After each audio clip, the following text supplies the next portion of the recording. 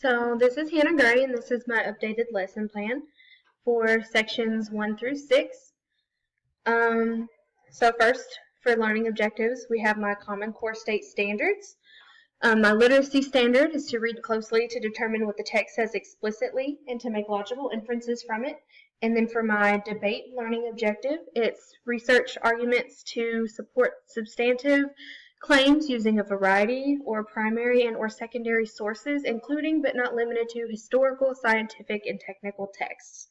So my main objective for this lesson is that the learner will be able to analyze textual evidence that supports the main idea of the text and make inferences from the main idea of that text. So basically what they're going to be doing is they're going to analyze the evidence and they're going to see what supports the main idea of the text. But with this text, there's going to be two main ideas. There's going to be two sides of a historical story, of an article or some sort of text that I'm going to give them, and they're going to make their own inferences from it and decide what side they choose to be on.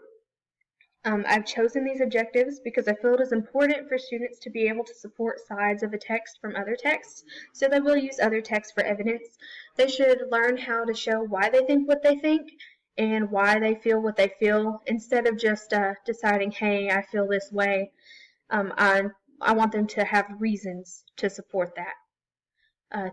Section 2, student grouping. How will you group students for instruction? Every day my classroom desks are set up in groups of 4 or 5.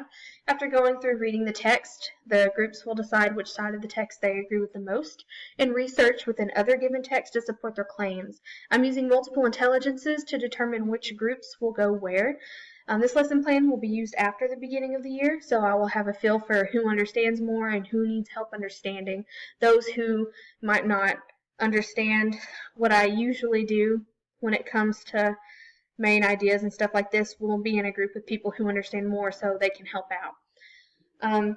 I've chosen this grouping for a couple of reasons. I feel like 4 to 5 is a good amount. Any more, some students won't be heard when it comes to discussions. Any less than one student can overtake the entire group, and I want everyone's voice to be heard in this. I also use multiple intelligences so that those who are better teachers can help those people who don't understand or don't want to participate to do better. Section 3, methods and instructional strategies. The teaching methods I use for this lesson, I have two main ones, and they're from Marzano. The first one is to identify similarities and differences.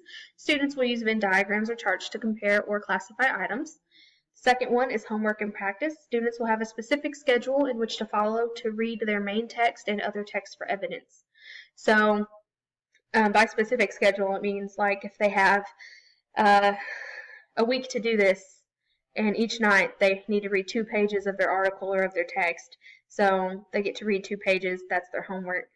2 more pages the next night, that's their homework. And they will also go through their evidence that they're going to use with other articles after they're done with this. Why have I chosen this method? To identify similarities and differences. It may be easier for students who have a hands-on way to view why they feel what they feel when deciding on what side they'd like to be.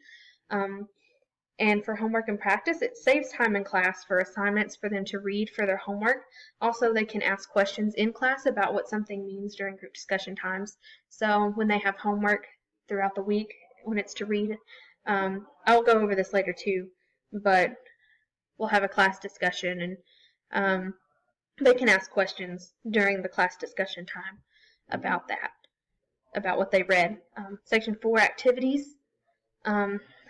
What activities do I have planned? This main setup is on the day of the debate of the final project, because they will use time before this to read their article or their text and to determine their evidences. Introductions. Have students share previous learning that will lead into or extend learning. Now this will be every day. This is my class discussion I was talking about earlier. Then for the day of the debate, we have the guided practice. The groups will determine what side they are on and work together to form a debate. I will be asking why and what and how questions to see what they've thought through, why they feel what they feel based on their research. So one group will get up there, they'll tell me why they chose their side, and I'll be there to ask them questions just to make sure they understood and they did all the research they needed to do We have the independent practice. During the debate, the student will do a worksheet based upon the answers of the group that is speaking. They will decide at the end of the worksheet if they feel they made the right decision or if they feel they should have made a different one. Then we have the closure, a recap of what they've learned, another class discussion, a shorter one. I'll have them use sticky notes that are in their hubs to tell me if they liked or understood what we did and if they liked the activity. So that's going to be my formative assessment for me. So why did I choose these activities for the introduction? Class discussion at the beginning of class to see what the students learned and determine that they are understanding the assignment. They can have questions, I can answer them, so that way it won't come to the final day and they'll say, well, I didn't do this right because I didn't understand it. They could have asked it earlier. For the guided practice, I can see that they've thought out the reasoning and why they chose the side they chose while they're up there and they're talking. Independent practice, students can know that it's okay to change their minds. And they can also see what it's like to be on the other side and decide if they made the best choice for them. For the closure, they can tell me what they learned as a whole throughout the whole process during the class discussion at the end. I'll have little desk hubs for each grouping, and there will be drawers, and in one of those drawers are going to be sticky notes. They'll be in green, yellow, and pink. And on their worksheet, they'll put a sticky note on there so that way they can, tell me without speaking out loud if they did or didn't understand something. Green means that they understand or that they liked the lesson. Yellow means sort of like I kind of understand it, but I kind of don't. And they can even write on the sticky notes what they didn't understand. And pink means just no. I didn't understand anything that went on. This was a bad lesson, and they'll tell me why. It can tell me what I can do differently, or maybe if it's a lesson that I should even do in the future. Maybe if it didn't work out, I can determine to do something else next year. Materials, what instructional materials did you use? I used my non-fictional short story or my article to back up what side they're on, which can be given by me, but it can also be a website, so they'll research on their own, but I can help them. They can say, hey, I'm having trouble finding something, and I'll already have stuff that I can give them. Their worksheet for the last day, and then their sticky notes. Why have I chosen these materials? The article or short story, the main item in which they will determine what they agree with. This is kind of the basis of the whole thing. Without this, there wouldn't be a final project. You have your backup articles. The students can research, can be a website, like I said earlier. They can decide why they feel what they feel. Instead of just saying, oh, I agree with this, they have textual evidence to back it up. Worksheets, students can see if they made the right choice or if they feel differently than what they once thought. And then the sticky notes, which again are just for me to see if I should continue this lesson or if I should change it. Final section, evaluation. How and when do you plan to evaluate student learning on the content of this lesson? Evaluation goes toward pretty much the entire lesson, during class discussions, during the actual debate at the end, and then during the worksheets. Those are going to be my evaluations. And of course, during things like class discussions and debates, I'll tell them how I feel that they did.